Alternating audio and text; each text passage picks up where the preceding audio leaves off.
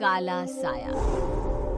यूं तो बनारस घाट अपनी खूबसूरती के लिए बहुत प्रचलित है, पर घाट के किनारे कई राज लिए बैठे हैं। ये कहानी शुरू होती है बनारस के घाट के पास बने ममता निवास से, जहां प्रिया लाल जोड़े में ममता के घर उसकी बहू बनकर आती है। आओ आओ बहू, घर को अपने पैरों से पवित्र करो। ममता घर की दहलीज पार कर ही रही होती है कि अचानक एक बहुत गंदी सी बास पूरे घर में फैल जाती है।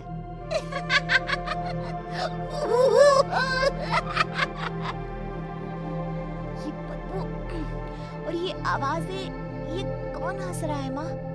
अब ये पड़ोसी ना हमारे थोड़े अलग से है। कहाँ हम शाकाहारी और ये मांस मच्छी खाने वाले। छोड़, तू ध्यान मत दे और गृह प्रवेश कर। और हाँ बहू, अपनी सास की एक बात हमेशा याद रखना, इन पड़ोसियों से तो कभी बात नहीं करेगी। अच्छे लोग नहीं है ये। अपनी सास की ये बात मानेगी ना बेटा? हाँ माँ, जो आपकी मर्जी, मैं उनसे बात नहीं करूंगी। अगले दिन प्रिया अपनी पहली रसोई बनाने रसोई घर में जाती है। ये छोटी बात तो नाक में जा रही है। एक काम करती हूँ, खिड़की खोल देती हूँ। प्रिया खिड़की खोलने जाती है। इतने जाले, लगता है इस खिड़की को कभी खोला ही नहीं गया। पर ऐसा क्यों? ओह, नॉन वेज की स्मेल आती होगी ना। 2 मिनट के लिए खोल लेती हूँ, फिर बंद कर दूंगी। प्रिया खिड़की खोलती है।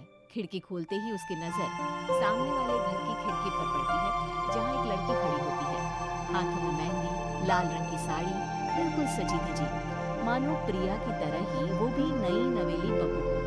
वो प्रिया को देखकर मुस्कुराती है। हे भगवान, माँ ने तो इनसे बात करने को मना किया था। प्रिया फौरन ही खिड़की बंद कर देती है और तवे पर चढ़े रोटी की ओर देखने लगती है, पर वहाँ रोटी न होकर मछली पड़ी होती है। ये क्या? पहली ही रसोई में इतनी बड़ी गलती!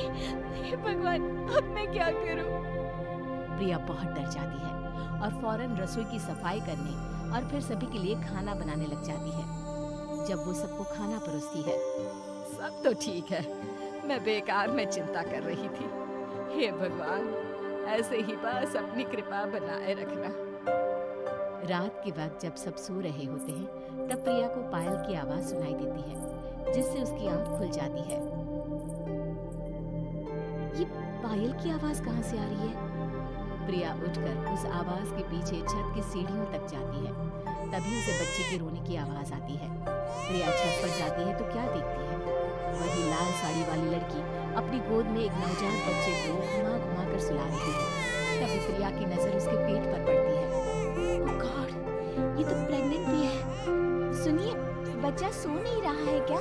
मैं कुछ मदद करूं? नहीं नहीं, आपके घर वालों को अच्छा नहीं लगेगा, मैं संभाल लूंगी। स्नेहा की गोद से बच्चा हाथ मारकर प्रिया की गोद में आने को छटपटाने लगता है। दोनों घर अगल बगल में बने होने के कारण प्रिया उस बच्चे को गोद में ले लेती है।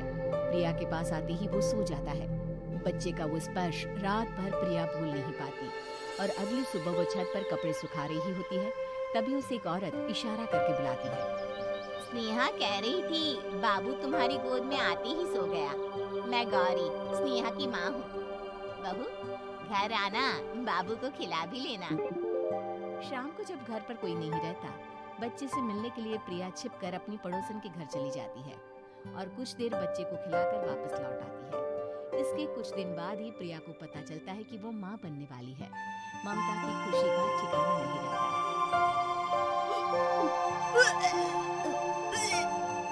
बाजी, पता नहीं क्यों उल्टी आ रही है।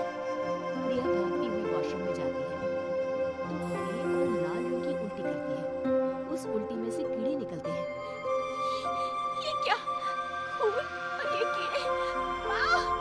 माँ! प्रिया की आवाज सुनकर ममता दौड़ कर आती है, पर पीछे में कुछ नहीं होता। प्रिया हक्की बक्की रह जाती है। ये सब क्या हो रहा है? प्रिया घबरा जाती है और अपने कमरे में जाकर सो जाती है। डर के कारण वो इतनी थक जाती है कि उसकी आंख लग जाती है। तब उसे ऐसा लगता है उसके पेट पर मानो कोई बैठा हुआ हो। कौन हो? प्रिया के पेट पर एक 5 महीने की बच्ची बैठी हुई थी, जो बुरी तरह जली हुई थी। माँ, तुम ही मुझे लाई ना अपने पेट में। मैं तुम्हारी माँ नहीं हूँ। कौन हो तुम? माँ, देखो मैं जल गई बुरी तरह से। 6 महीने पेट में रहने को भी मुझे नहीं मिला। सहला दो ना माँ। बचाओ, बचाओ, माँ। ममता दौड़कर कमरे में आती है। प्रिया की बातें सुनकर वो सब समझ जाती है। तू कहीं बगल वाले घर में तो नहीं जाकर आई ना बहू? मुझे माफ कर दो, मैं गई थी माँ। उस घर में सब मरे हुए हैं बहू। कई साल पहले स्नेहा उस घर में बहू बनकर आई थी। कुछ ही दिन में वो एक बच्चे को जन्म देने वाली थी। पूरा घर बच्चे के आने की खुशी में खोया था कि एक दिन अचानक उस घर में आग लग गई। सब बुरी तरह जलकर मर गए। गौरी आज भी दादी बनने का इंतजार कर रही है और इसीलिए स्नेहा ने अपना अजन्मा बच्चा तुम्हारी कोख में डाल दिया। ममता ये कह रही होती है कि पीछे से उसके पैरों को एक बच्चा पकड़ लेता है। दादी। माँ, स्नेहा की गोद में यही बच्चा था। ये बच्चा कौन है फिर? तेरी मौत है। तेरी भी दादी। जिस चीज का ममता को डर था वही हो गया। ममता निवास के ऊपर मौत ने चादर बिछा दी थी। प्रिया का पेट ऐसे ही बढ़ जाता है मानो 9 महीने का हो। 2 हाथ उसके पेट से बाहर निकलते हैं। बहू, संतोष को फोन कर, किसी पंडित जी को बुला बहू। प्रिया का पति भागता हुआ घर आता है। ये तो होना ही था माँ। तेरा पाप तेरे सामने आ गया तो तू सह नहीं पा रही है। स्नेहा घर में आग लगी नहीं थी, माँ ने लगाई थी प्रॉपर्टी की लालच में। और वो बच्चा मेरी पहली पत्नी का बच्चा है, मेरा बेटा, जो कि उस आग की चपेट का शिकार हो गया था।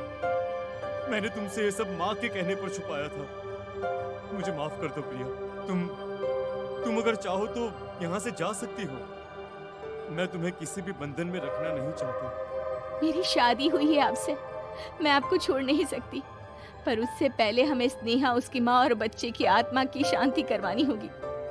संतोष और ममता गौरी के घर जाते हैं। अंदर सब कुछ जला हुआ होता है। जमीन पर जली हुई लाशें बिखरी हुई थी। ममता रो रो कर अपने करने की माफी गौरी से मांगती है। प्रिया स्नेहा के घर वालों का अंतिम संस्कार करवा देती है और ममता निवास फिर से आत्माओं के साए से मुक्त हो जाता है। उम्मीद है कि आपको हमारी ये कहानी पसंद आई होगी। कृपया हमारे चैनल को सब्सक्राइब करें और सभी अपडेट्स के लिए बेल आइकन जरूर क्लिक करें। और हाँ, वीडियो लाइक और शेयर करना मत भूलिएगा। Bye bye.